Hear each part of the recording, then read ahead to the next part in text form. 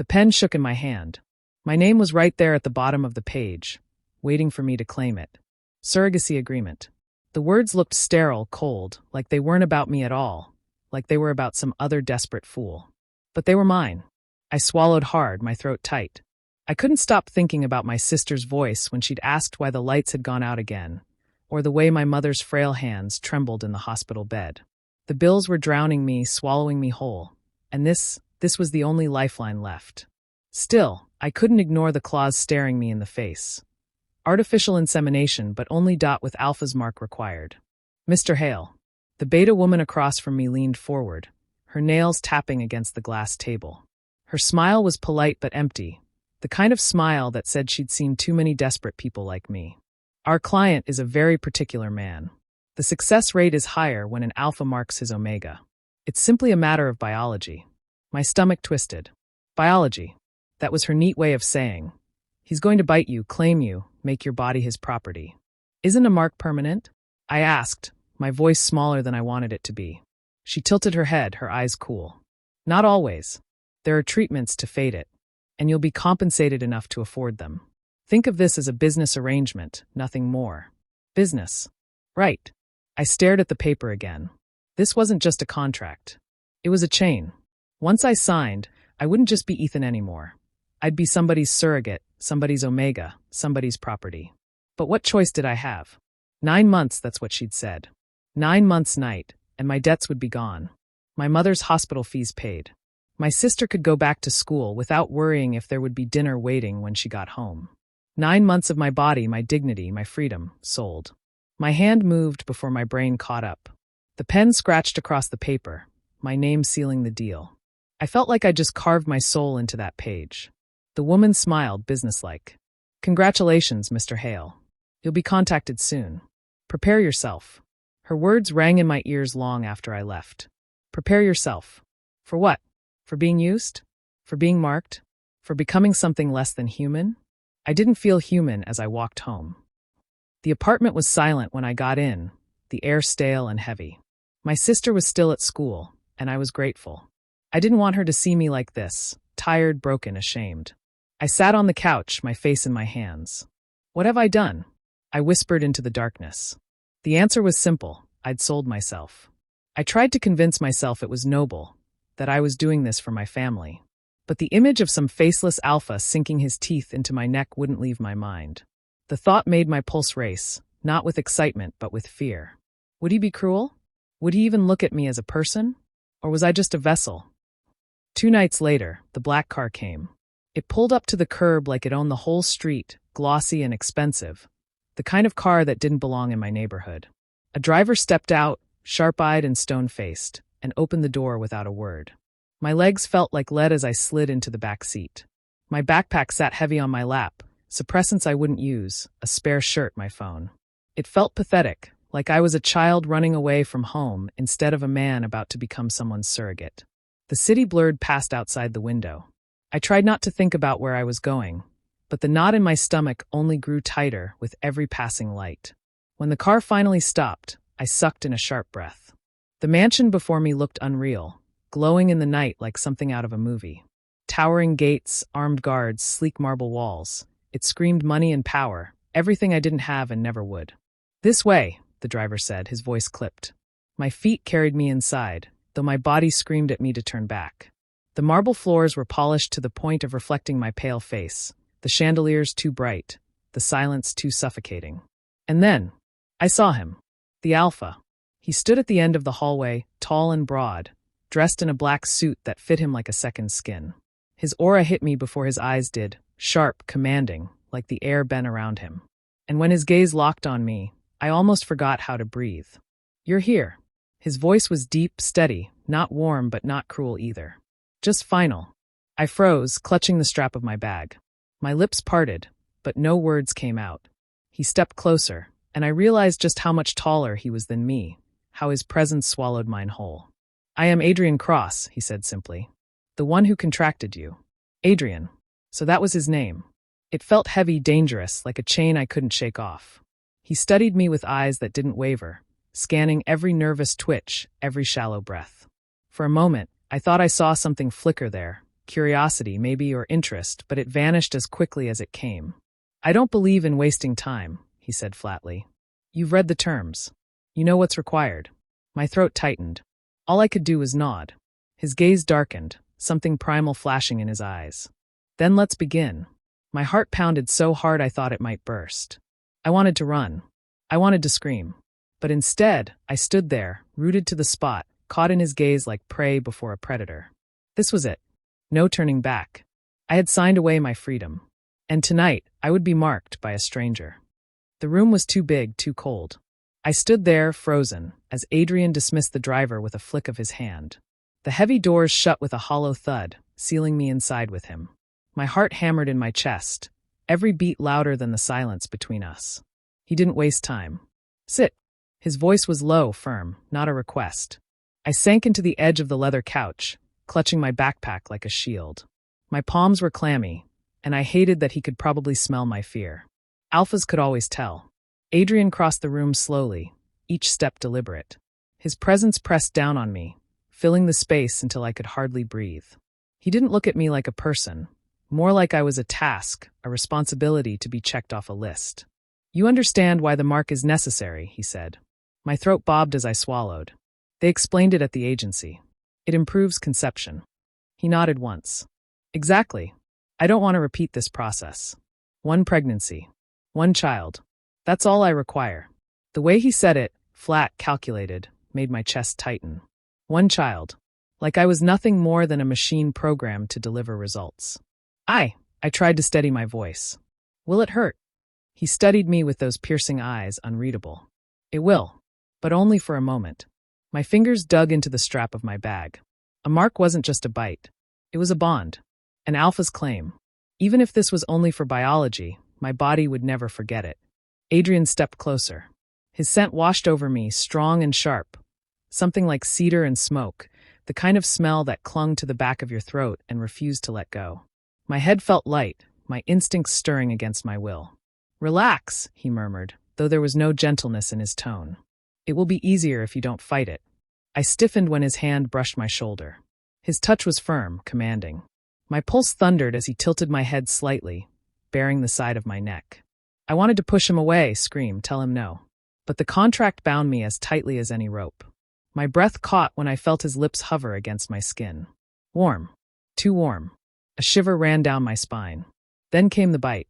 Sharp pain exploded across my neck, white hot, searing through my nerves. I gasped, clutching the couch, my nails digging into the leather. Heat spread from the wound, spiraling down into my chest, my stomach deeper, like fire threading itself into every vein.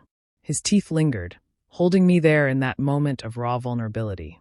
My body shook, instincts warring between fear and surrender. When he finally pulled back, I collapsed against the couch, panting. My neck throbbed, the mark burning like a brand carved into my skin. Adrien's gaze lingered on me, dark and possessive in a way that made my stomach churn. A smear of red stained his lips before he wiped it away with a handkerchief, clinical, detached, as if he hadn't just altered my life forever. "It's done." His tone was final, businesslike. I touched the mark gingerly, wincing. It was hot beneath my fingers, pulsing with every beat of my heart.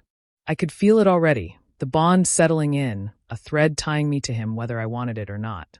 Adrien adjusted his cufflinks, not even sparing me a second glance. "You'll undergo insemination tomorrow morning. My physician will handle everything. You won't need to worry about anything beyond following instructions." The word stung. Not worry about anything? I had just been claimed like an object, branded like livestock, and he spoke as though I should be grateful. I bit down hard on my tongue, swallowing my retort. Fighting him wouldn't change anything. Instead, I asked the only thing I could. "And after?"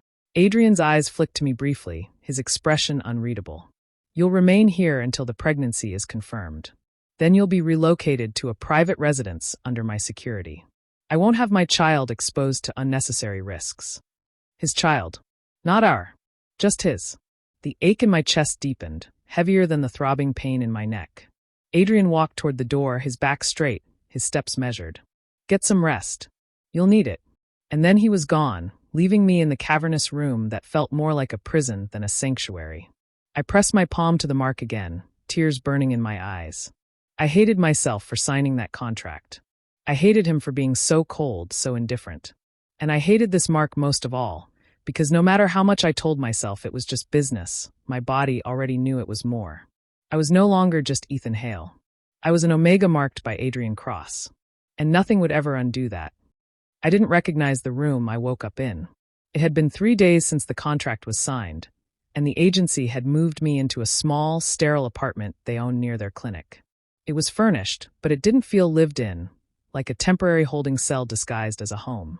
The walls were off-white, the bed too stiff, the air faintly scented with disinfectant. Nothing of me existed here. Not the second-hand books I used to stack on my nightstand, not the worn blanket that had comforted me for years. Just silence and the weight of what I'd agreed to. A knock came at the door. "Mr. Hale." It was one of the agency nurses, her tone kind but distant. "The doctor has arrived. Please get ready." I swallowed hard. My neck still throbbed faintly where Adrien had marked me. A reminder that even alone, I wasn't free. I pressed a hand against it, willing the sting away, then forced myself to my feet. Today was the day. The insemination. The official start of my life as a surrogate. The clinic was only 1 floor down, attached to the apartment block. They designed it that way, the nurse explained, so Omegas wouldn't have to travel far during sensitive times. Sensitive. What a neat little word for invasive. When I stepped into the room, I froze. Adrien was already there. He stood near the window, hands buried in his pockets, his tailored black suit sharp against the clinical white around us. He didn't look at me right away, but I felt his presence like static in the air. The mark on my neck pulsed faintly, recognizing its source. When his eyes finally met mine, it was just a glance. Cool. Assessing. Then back to the view outside, as if I were nothing more than an appointment on his schedule. The doctor greeted me with a professional smile. "Ethan Hale, good morning. We'll begin shortly. It's a simple, safe procedure. All you need to do is relax." Relax. As if anyone could, lying flat under sterile lights, knowing your body was about to be used for someone else's future. The procedure didn't take long. I lay back while the doctor and nurses moved around me with efficient precision, explaining every step in a voice that barely penetrated the fog in my head. My fists stayed clenched at my sides, nails digging crescents into my palms under the thin blanket. When it was done, the doctor removed his gloves and gave me the kind of smile you give someone after a routine checkup. "That's it. Now we wait. In 2 weeks, we'll know if the pregnancy has taken. The mark will aid implantation." The mark. Always back to the mark. Like my body wasn't enough on its own. Like even nature had to be forced into compliance. Adrien finally spoke, his voice even detached. "You'll remain here under the agency's care until confirmation. After that, if successful, I'll arrange more permanent housing and security."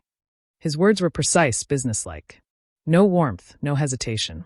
Just the voice of a man managing an investment. My throat felt dry. "And if it doesn't succeed?" He turned his gaze on me, sharp and unyielding. "Then we try again. Try again." Like I was a test tube, not a person. I bit the inside of my cheek to stop the words I wanted to scream. What was the point? The contract had already stolen my right to protest. Later, back in the apartment, I curled on the bed and pressed a hand against my flat stomach.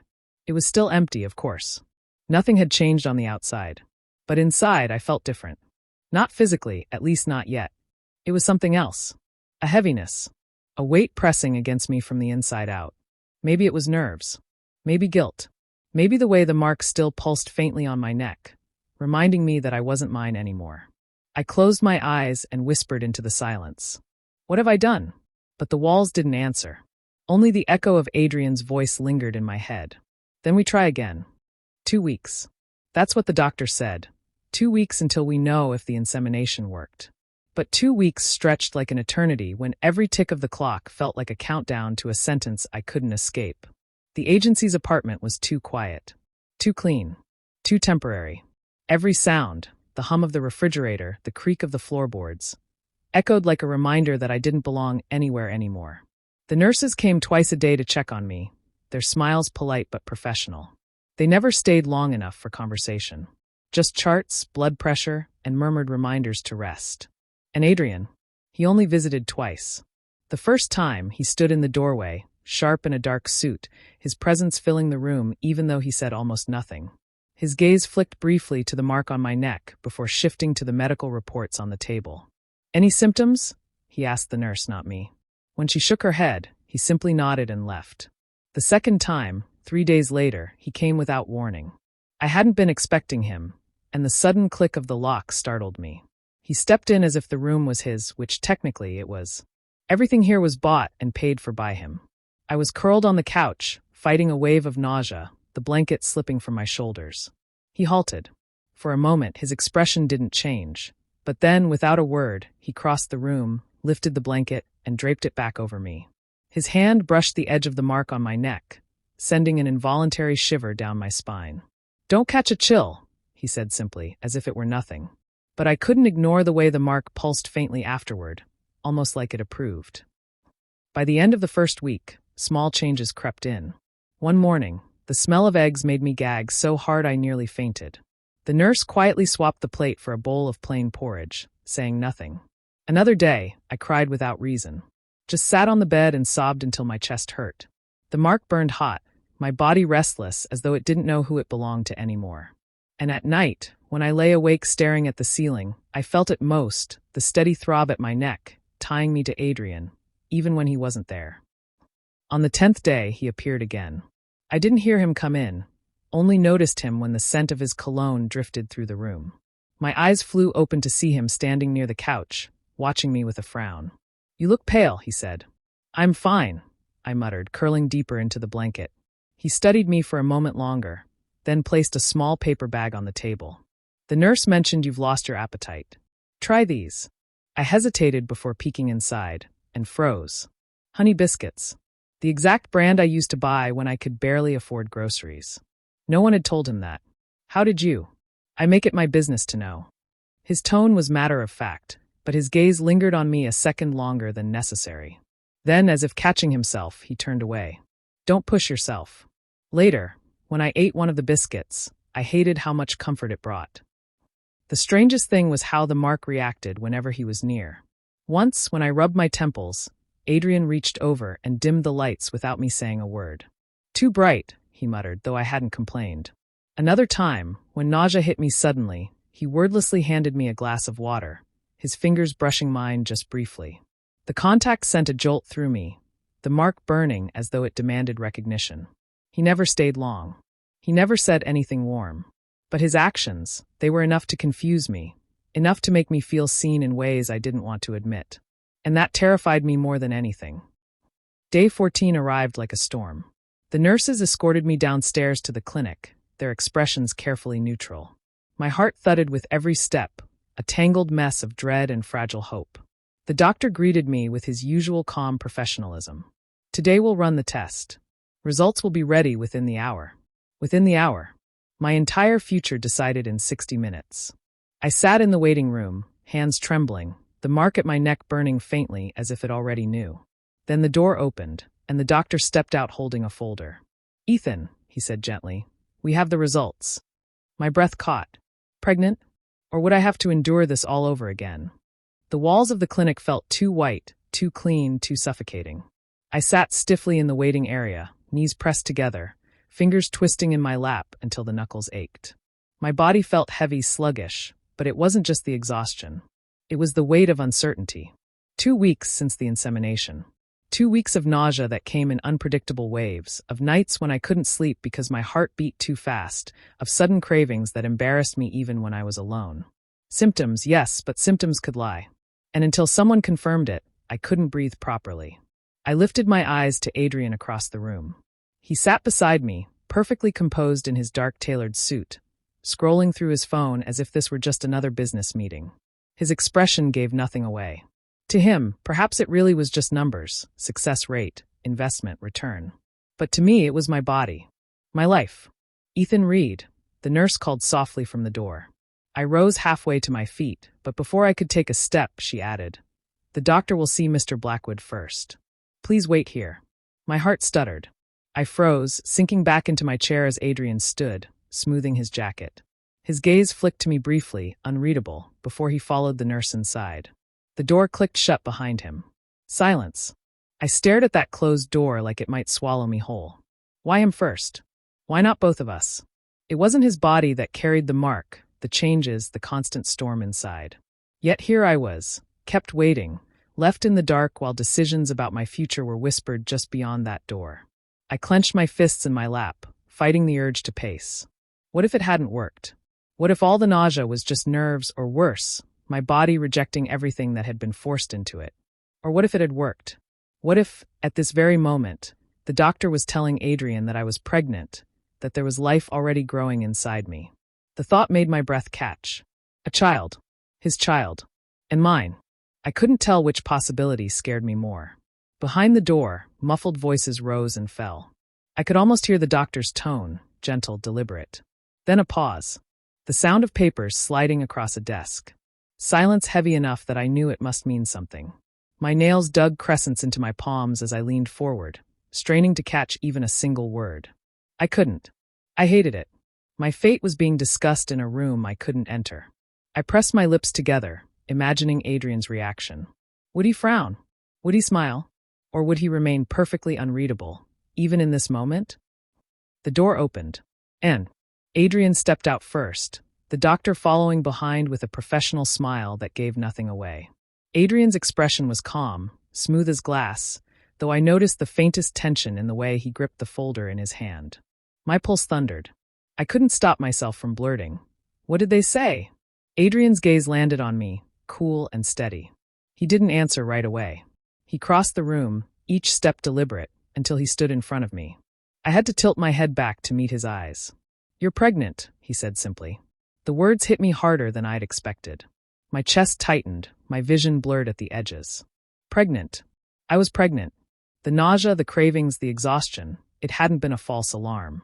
It was real. Inside me, a spark of life had already begun. I swallowed hard, searching his face for something. Anything that might tell me how he felt about it. But Adrien was a wall, his expression unreadable. My voice cracked. I tried again. Are you sure? He lifted the folder slightly. The tests don't lie. The doctor gave a small confirming nod, but I barely registered it. My eyes were locked on Adrien, trying to pierce through his calm exterior. Did he feel relief? Triumph? Indifference? I couldn't tell. My body shook as the truth sank deeper. I was carrying a child. His child. I pressed a hand to my stomach instinctively. It was still flat, unchanged, but the knowledge made it feel heavier somehow. I wasn't just Ethan anymore. I was Ethan and someone else. Adrien's voice broke through my spinning thoughts. From today, you'll move into my residence. I blinked up at him. What? It isn't safe for you to remain alone. The bond requires stability. The pregnancy does as well. His tone was cool, matter of fact, like he was discussing the weather. My estate has full medical staff on call, security, and resources you'll need. I opened my mouth, closed it again. Move in with him? Just like that. My throat felt tight. I don't know if I can. You can, Adrien interrupted, firm but not unkind. His gaze dipped briefly to where my hand still rested over my stomach. For just a second, something flickered across his eyes, something softer, something almost protective, before it vanished beneath his calm mask. My chest ached. This wasn't supposed to feel like this. This arrangement had been business. Cold. Practical. But now, with the confirmation echoing in my ears, with his steady presence standing so close, everything felt frighteningly real. Pregnant. With his child. Bound by his mark. And now, bound to his world. The doctor excused herself quietly, leaving us alone in the waiting area. Silence stretched thick and heavy. I couldn't look away from him, though part of me wanted to run. Adrien finally spoke again, his voice low, steady. You'll come home with me tonight. Not a request. A decision. I should have been angry at his certainty, at the way he arranged my life as though it were a chessboard and I was a piece. But beneath the weight of his words, my heart betrayed me with a strange, unsteady flutter. Because a part of me, the part bound to him by the mark, didn't want to resist. The car ride to Adrien's estate was silent. Too silent. My heart pounded with each turn of the road, and though I kept my eyes fixed on the darkened city passing by outside the window, I could feel Adrien's presence at my side, cool, steady, unreadable. When the gates finally came into view, they were taller than any I'd ever seen, black iron curling in elegant, intimidating patterns. They swung open without a sound, revealing a stretch of perfectly paved driveway that seemed to go on forever. The mansion loomed at the end, its windows glowing faintly against the night sky. It wasn't just a house. It was a fortress, a kingdom, and I was about to be locked inside it. The car stopped, and the driver hurried to open my door. My legs felt stiff as I stepped out. The cool night air brushed my skin, but it was nothing compared to the weight pressing down on me as I stared at the sprawling estate. "Come," Adrien said simply, already moving ahead. I followed, my steps slow, unsure. The marble steps beneath my shoes gleamed in the moonlight, and the massive doors opened before us as if the house itself had been waiting. Inside, the air smelled faintly of polished wood and roses. Chandeliers sparkled overhead, their light spilling across the marble floors. Everything was pristine, calculated, expensive. It was beautiful, yes, but in the same way an art gallery was beautiful. Untouchable. My throat tightened. This wasn't my world. Adrien's hand brushed against my lower back as he guided me forward. The touch was fleeting, almost accidental, but my body reacted instantly. The mark on my neck burned faintly, the bond pulling me closer even when he withdrew. I hated that my heart skipped because of such a small gesture. He led me down a wide hallway until we stopped before a double door. With a push, it swung open to reveal a bedroom. It wasn't sterile like I'd expected. The bed was enormous, yes, but draped in soft linens of warm cream. A small vase of flowers sat on the nightstand, their petals pale pink and delicate. The lighting was gentle, golden instead of harsh. For a moment, I just stared. "This will be your room," Adrien said behind me, his tone clipped businesslike. But I knew this wasn't just a guest room. Someone had thought about this, about comfort, about warmth. Adrien didn't strike me as the type to notice flowers, which meant he had instructed someone to make the space less cold. For me, I turned slightly, searching his face. "You had this prepared?" His gaze held mine for a beat before he looked away. "You'll need rest." It wasn't an answer, but it was enough to make my chest ache. Dinner came not long after. The dining hall was vast, with a table long enough to seat 20, though it was just the two of us. I sat at one end, Adrien at the other. The distance between us felt absurd, like a gulf carved into polished wood. The servants brought out plates, steaming cuts of meat, roasted vegetables, golden rolls still warm from the oven. My stomach churned just looking at it. Nausea rose sharp in my throat, and I pushed the plate slightly away, embarrassed. Adrien's eyes flicked to me. Without a word, he signaled to the servant, who whisked my untouched plate away and replaced it with a lighter dish. A small bowl of broth, plain and gentle. My breath caught. "You didn't have to. You won't keep anything heavier down," he said, voice calm, certain. I swallowed, the warmth of the broth filling not just my stomach, but something deeper I couldn't name. He'd noticed. He'd cared enough to notice. We ate in silence after that, though every time I lifted my gaze, I caught him watching me. Not staring, not openly, but his eyes lingered a fraction longer than they should, as if making sure I was all right. And each time I looked away first. Later, I tried to sleep. I lay beneath the expensive sheets, staring at the ceiling, but my body wouldn't rest. My thoughts churned too loudly. Pregnant. Living here. Bound to him by more than just the mark now.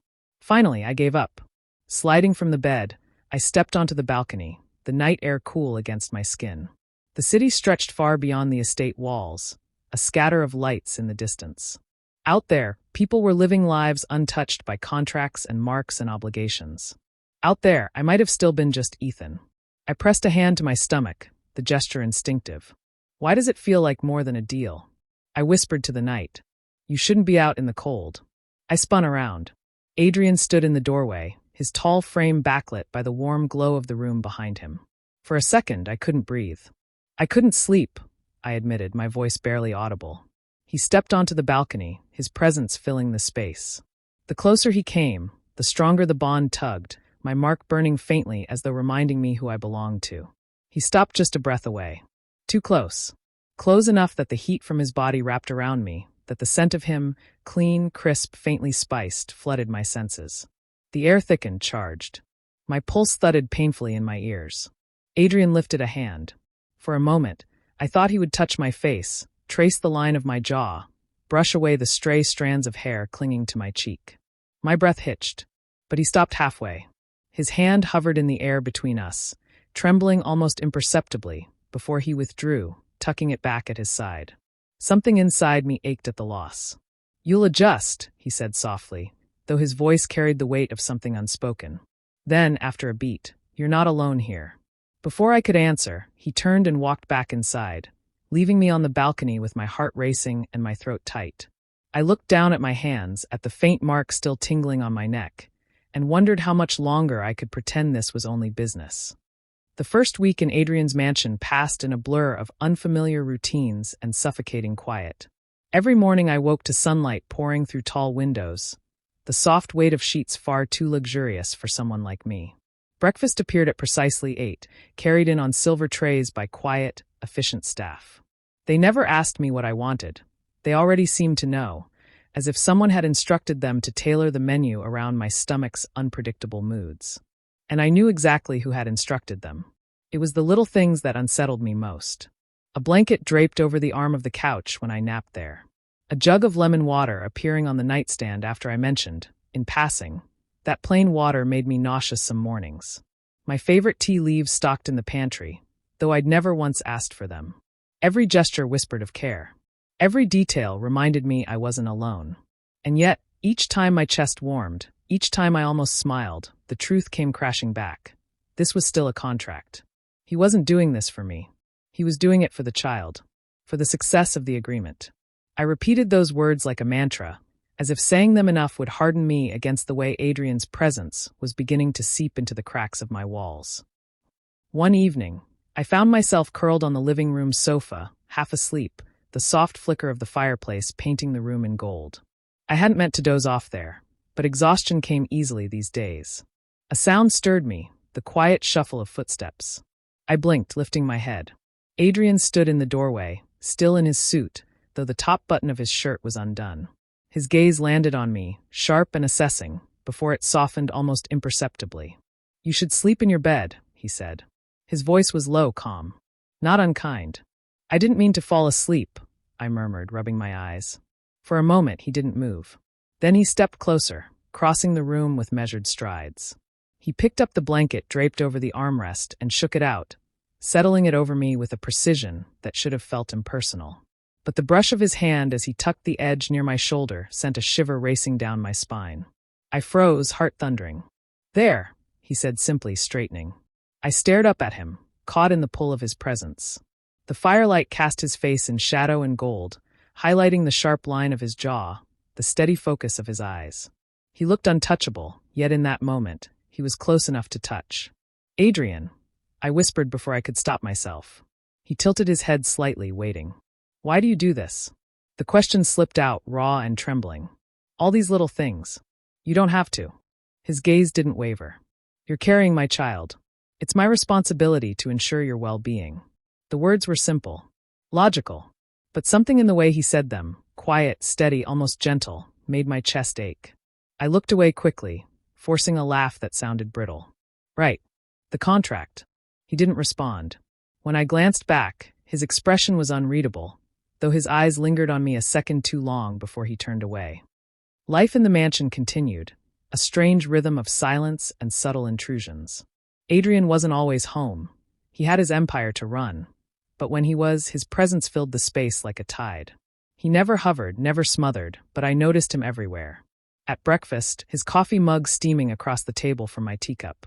In the evenings, his silhouette on the balcony, phone pressed to his ear, the city lights painting his figure in silver. Sometimes, I caught him watching me when he thought I wouldn't notice, his gaze unreadable. And I hated that I wanted to know what he was thinking. One night, restless again, I wandered into the library. It was vast, lined with shelves that seemed to stretch forever, the scent of leather and old paper wrapping around me.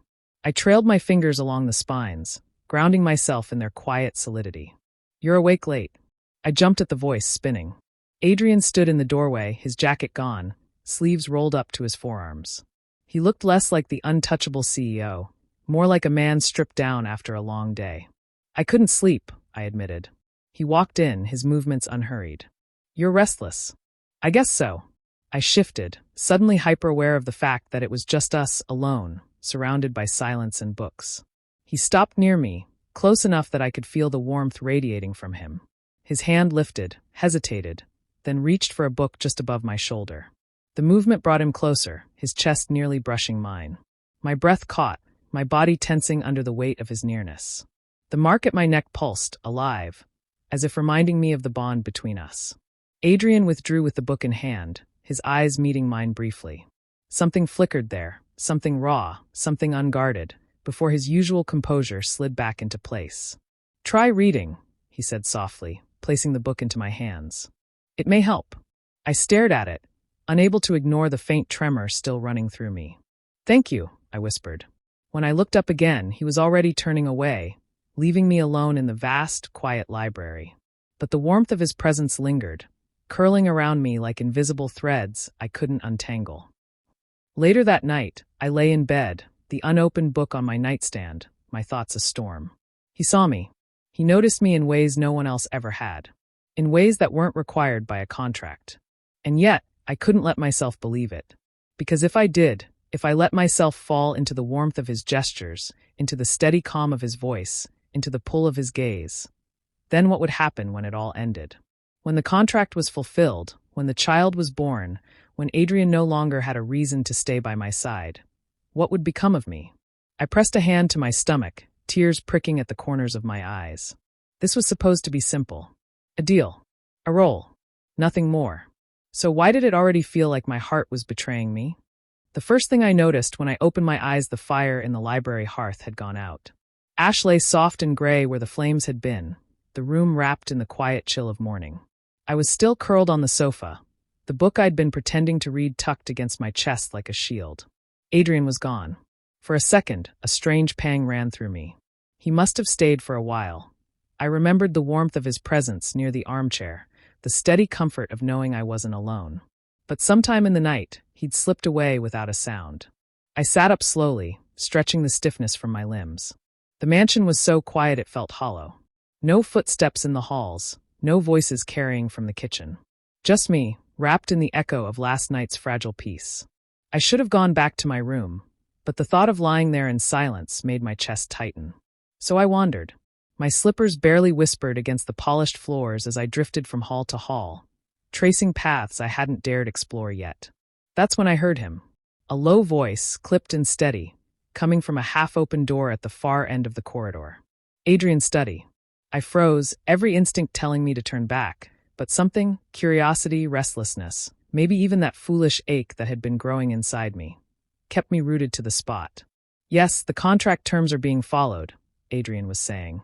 His tone was cold, professional. A side of him I'd only glimpsed before. "The surrogate is healthy. The doctors are optimistic now that the bond is holding." My stomach dropped. The surrogate. I edged closer, heart hammering in my chest. "No, I don't anticipate complications," he continued. "He's cooperative enough. The bond mark is ensuring stability, exactly as planned. Once the pregnancy is secured, there won't be any loose ends." The words cut deep. Cooperative.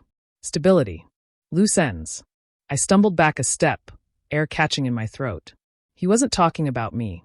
Ethan, the person he stayed up with in the library, the one he made sure had softer sheets and lighter meals. No, just the surrogate. Every little kindness, every gesture I'd tucked away like fragile proof of something more. It all crumbled under those words. I must have moved too loudly, because the conversation inside stopped. A chair scraped. "Ethan," his voice closer now. Panic jolted through me. I turned, but before I could escape, he was there, stepping into the hall, brows drawn tight. "What are you doing here?" His hand brushed my arm, firm but gentle, as if to steady me. I jerked away like his touch burned. "Don't," he frowned. "What's wrong?" I laughed, sharp and bitter. "What's wrong?" "Nothing at all. I was just passing by, and I got to hear how cooperative I am. How the surrogate is meeting expectations. Congratulations, Adrien. Your investment's paying off." His face tightened, the mask of composure slipping for just a second. "You weren't supposed to hear that." "Right," I snapped. "Because I'm not supposed to care, am I? I'm just a vessel. A contract. Nothing more." Silence fell heavy between us. I wanted him to deny it. To say I'd misunderstood. To tell me that the gestures weren't just about the baby. But he didn't. Adrien's jaw flexed, his eyes shadowed. "This was always a business arrangement, Ethan. You knew that." The words landed like cold steel. I wrapped my arms around myself, shaking. "I did know. But stupid me, I thought maybe you saw me once in a while. Not just the contract. Not just the child. He flinched, small, almost unnoticeable, but I caught it. For a heartbeat, I thought he'd reach for me, that he'd say something to undo the damage. But Adrien didn't move. He just stood there, trapped in that war between restraint and something else, something I couldn't name. The ache in my chest deepened until I couldn't breathe. You know what? Forget it. I'll stay in my room from now on. It'll be easier for both of us. I turned before he could answer, before my voice broke completely. Back in my room, I shut the door and pressed my forehead against it, fighting the sting in my eyes. My reflection in the mirror looked pale, drawn, tired. Pathetic. I slid down to the floor, pulling my knees to my chest. This wasn't supposed to hurt. I wasn't supposed to want more. But the truth pressed in, undeniable. I did. I wanted more than cold terms and medical appointments. More than careful touches meant only to stabilize a bond. I wanted him. The real Adrien, the one who softened in rare, unguarded moments. The one who stayed near me in the library when I couldn't sleep. The one who sometimes stared at me like he couldn't look away. And I hated myself for it. Because no matter how much I wanted, I wasn't sure Adrien would ever let himself give it. I told myself I only needed fresh air. That was why I'd left Adrien's mansion that morning, slipping out with the excuse of visiting my mother and sister. In truth, I just needed space. Space from him, from his words, from the ache in my chest that refused to fade. The little apartment smelled of lavender soap and overbrewed tea, the kind my sister always made too strong. The faded curtains shifted with the afternoon breeze, spilling sunlight across the threadbare rug. It wasn't much, but it was home, warm, fragile, and familiar. "Ethan," my mother whispered when she saw me. Her voice was still weak, but stronger than the last time. She was sitting on the couch, a blanket tucked around her legs, her hair freshly braided by Lila. "Mom," I breathed, kneeling quickly beside her. "You look better." She smiled faintly, brushing my cheek with her thin hand. "Better because I'm home." Relief washed over me. For days, my chest had felt like a cage. Seeing her like this loosened the bars, if only a little. Then I noticed him. A man leaned back in the old armchair, legs crossed, a glass of water in hand as if he owned the place. His hair had gone gray, but his smirk was the same as it had been the day he walked out of our lives. My throat went dry. My father. I froze, a cold weight settling in my stomach. He hadn't changed, not really. The arrogance in his posture, the dismissive gleam in his eyes. "You've grown," he said lazily, his gaze sweeping over me. "Looks like you're doing well for yourself." The words were casual, but they sliced. He hadn't been here when we were starving, when Mom's health was failing, when Lila cried herself to sleep. Now he sat here as if he had the right. Lila's face tightened. She set her teacup down with a loud clink. "You don't get to talk to him like that. You don't get to talk to any of us." "Lila," Mom whispered, but her eyes darted nervously between us, torn between relief and dread. My father chuckled. "Still fiery, I see. Just like your brother here. Must be the blood." His smirk widened. "Speaking of blood, Ethan, word is you found yourself a very generous alpha. Living in mansions, doctors at your call. Is that true?" My blood ran cold. "How do you? Fathers have ways of hearing things," he cut in smoothly.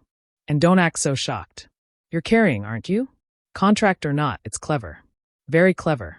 You finally did something right." Anger shot through me so fast my hands trembled. "You don't know anything about me." "Oh, I know enough." He leaned forward, eyes sharp.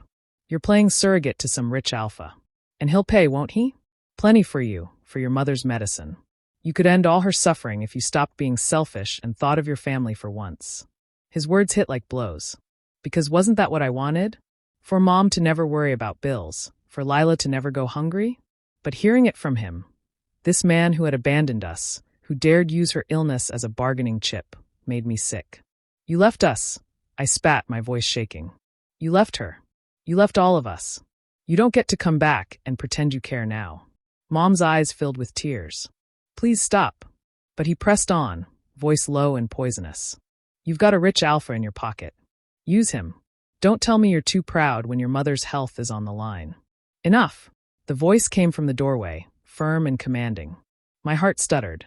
Adrien. He stood there, tall and immovable, his presence filling the small room. His gray eyes locked on my father like steel. My father raised a brow.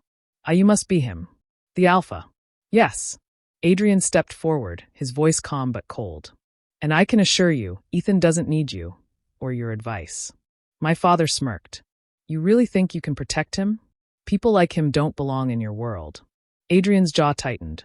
People like him are the only reason my world means anything at all. Silence fell. My father faltered, eyes narrowing at the raw conviction in Adrien's voice. You walked out on this family, Adrien continued, his tone cutting, precise. You left them to suffer, and now you come back to exploit them? That's not a father. That's a leech. My father's face darkened, but Adrien didn't flinch. He moved closer, standing at my side, his hand brushing mine for the briefest second, a silent anchor. You will never use Ethan's mother against him again, Adrien said, his voice like a vow. Because he's not alone anymore. My father's smirk cracked. He muttered something under his breath, then grabbed his coat and stormed out. The door slammed behind him, leaving a heavy silence in his wake. I stood frozen, my chest heaving, my pulse a storm. Slowly, I turned to Adrien. Why did you come? He looked at me, something unguarded flickering in his eyes. Because you left upset. Because I couldn't let you think I didn't care. My throat tightened. Then who were you talking to that night? In your office. I heard you, saying I was just part of a contract. His eyes widened slightly, then softened. Ethan, that was my brother. I blinked. Your brother? Adrien exhaled, running a hand through his hair. He doesn't believe in this arrangement. He thinks it's reckless. He kept saying you were just a means to an end, that I shouldn't get attached. I snapped. I said things I shouldn't have. You only heard half the conversation. My chest twisted painfully. So you weren't? No, he interrupted firmly, stepping closer. I wasn't talking about you. I was defending you. Defending us. The word hung in the air, heavy with meaning. My heart stuttered. Ethan, Adrien said quietly, his voice raw now, stripped of all the coolness he wore like armor. Yes, I wanted a child. I thought it would be enough. My family expected it, my brother mocked me for being alone, and I thought, maybe if I had a child, I wouldn't be so empty anymore. His gaze locked on mine, intense, unflinching. But then I met you, and I realized it wasn't just about the child. What I wanted was family. What I wanted was you. My breath caught. My whole body felt weightless, trembling. I don't care about the contract anymore, Adrien continued, voice low but sure. I don't care about obligations or appearances or what my brother thinks. I care about you. You're the one I want beside me, Ethan. With or without the baby. My chest ached, every wall I'd built threatening to crumble. Adrien, my voice cracked, barely a whisper. He reached out, hesitated, then brushed his fingers against mine. The touch was gentle, careful, as if he was afraid I'd pull away. But I didn't. For the first time since this contract began, I let myself feel it. The pull, the warmth, the terrifying possibility that maybe this wasn't just temporary. That maybe against all odds, he meant it. Adrien had changed since that night of his confession. Not in the way the world would notice. He was still the ruthless alpha in the boardroom, still cold steel in every public meeting. But in the quiet corners of our life, he had softened. He would linger a little longer at breakfast, making sure I actually ate instead of picking at toast. He started bringing me things without asking. Ginger tea for nausea, an extra blanket when I shivered on the couch, even a small silver charm he'd placed discreetly on my nightstand. I told myself it was just care for the pregnancy. But the way his gaze softened when it landed on me, the way his hand brushed mine when no one else was looking, it felt like something more. And against all my attempts to guard myself, I was starting to fall.